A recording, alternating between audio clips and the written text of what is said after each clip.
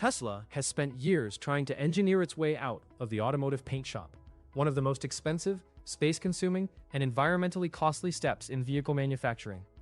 With the Cybercab, Tesla confirmed on X this week that a new reaction injection molding process will embed color directly into the panel itself during production.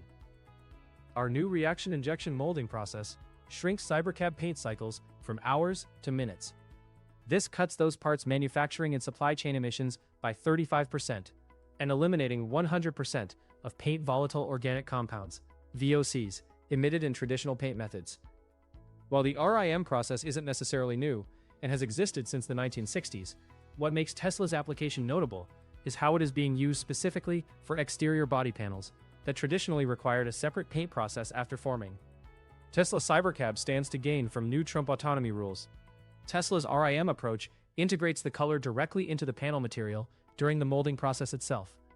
The pigment is part of the polymer mix injected into the mold, meaning the panel comes out of the mold already colored, with no separate paint application required. The clear coat or protective layer can be applied at the mold stage or through a much faster post-process than traditional multi-stage painting. Tesla claims this compresses what was a multi-hour paint cycle into minutes per panel. Tesla's obsession with killing the paint shop is one of the most consistent threads running through the company's manufacturing philosophy going back years. As far back as 2018, Musk was trimming paint color options to simplify production, tweeting at the time, moving 2 of 7 Tesla colors off menu on Wednesday to simplify manufacturing.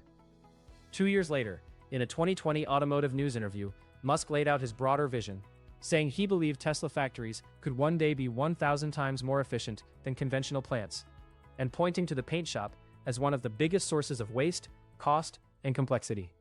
The Cybertruck was the most extreme expression of that thinking.